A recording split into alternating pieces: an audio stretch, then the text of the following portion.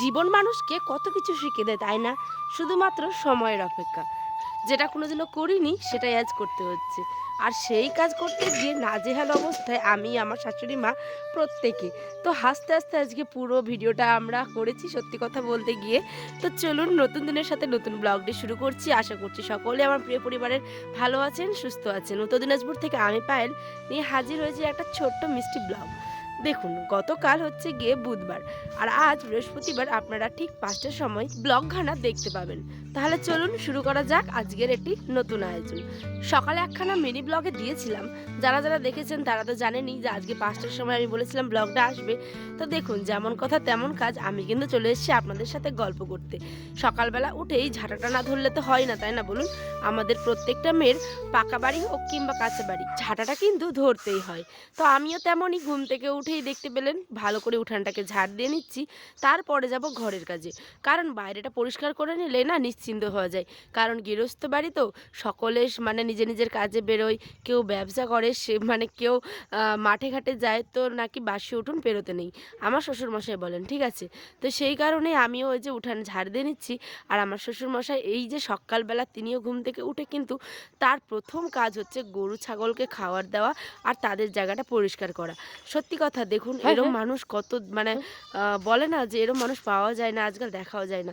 পশু পাখিকে আমরা সত্যি খুব ভালোবাসি, দেখবেন আমাদের বাড়িতে কুকুর বিড়াল অনেক, তার সাথে গরু ছাগলও অনেক, হ্যাঁ মুরগিও অনেক। সত্যি আপনাদের এর আগের অনেক ভিডিওতে আপনারা দেখেছেন অনেক পশু পাখির ডাক আমার ব্লগে আপনারা পেয়ে থাকবেন, হয়তো যারা আমার ডেলি ব্লগ দেখেন তারা তো জানেনই, তাই না? সেটা নতুন করে আর কোনো বলার নেই।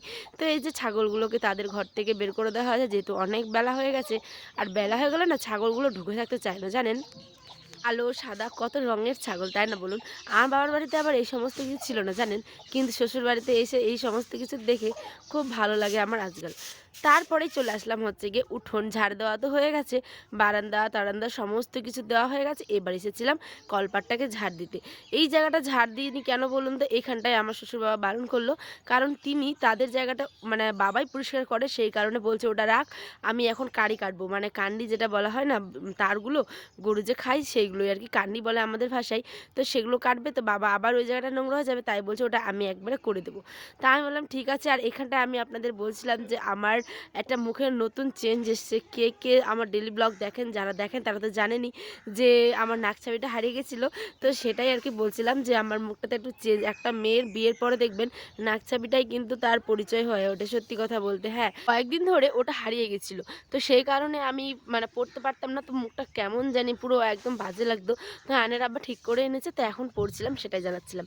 এবার কালু লালুদের বাসি কিছু খাওয়ার ছিল সেগুলো দিয়ে দিলাম। আর এখানটায় আমি চলে আসলাম হচ্ছে, বেশি না এই ২খানা বাসন ছিল, তো ভাবলাম চলুন ধুয়ে নি কলপারে গিয়ে। আয়ান ওর আব্বা কিন্তু এখনও ঘুমিয়ে।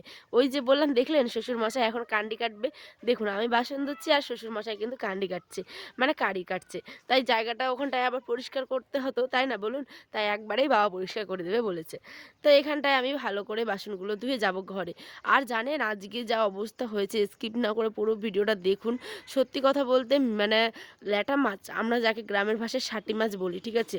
সেইগুলো খাল বিল থেকে ধরে এনেছিল হচ্ছে আমার ভাসুর।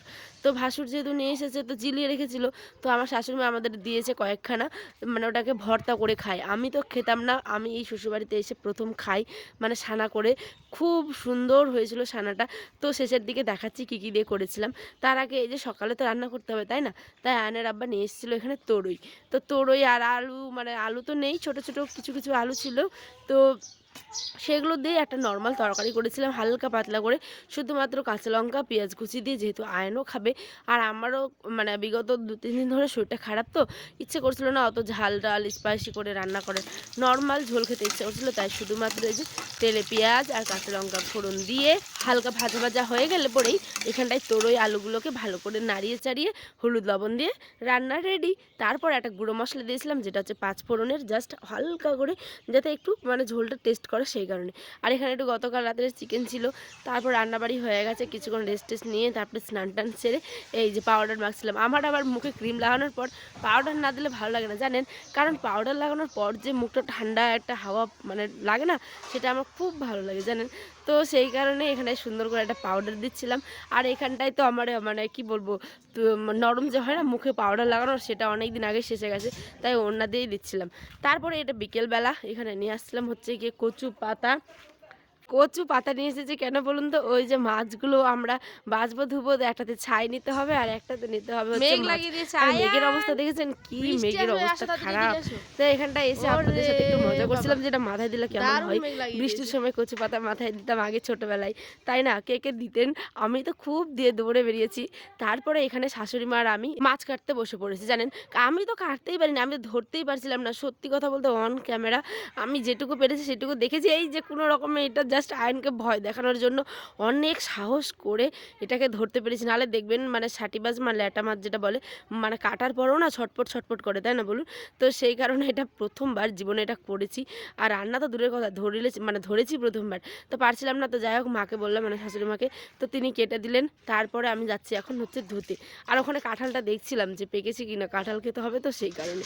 এবার কলপাড়ে চলে এসেছি। এই যে মাছটাকে এখন ভালো করে ধুয়ে টুয়ে পরিষ্কার করে চকচক করে একেবারে রূপোর মতো করব। মজা করছিলাম, যাই হোক মানে পরিষ্কার করে ধুয়ে নেবো এক কথায়। যেহেতু আজকে রাতের খাবারে থাকবে হচ্ছে গিয়ে মাছের ভর্তা আর পুঁই একটা চচ্চড়ি। তো পুঁইয়ের চচ্চড়িটা আমি দেখাতে ভুলে গেছি, তাই মানে ওটা রান্না করেছিলাম, ঠিক আছে। আর এখানটায় মাছের ছানাটা আপনাদের সাথে শেয়ার করব। তো এই যে সন্ধ্যে হয়ে আসছে, আর মেঘও যেহেতু প্রচুর লাগিয়েছে, নুন হলুদ দিয়ে মাছটাকে প্রথমে সেদ্ধ করে নিয়েছি। আর সাথে দিয়েছিলাম কিছু কাঁচা লঙ্কা। তারপরে এই পেঁয়াজ কুচি তেল লবণ দিয়ে যেরমভাবে মাখে সেরমভাবে মেখে খেয়ে নিয়েছি। তাহলে আর চলি বন্ধুরা, দেখাবে অন্য একটি ব্লগে। সকালে ভালো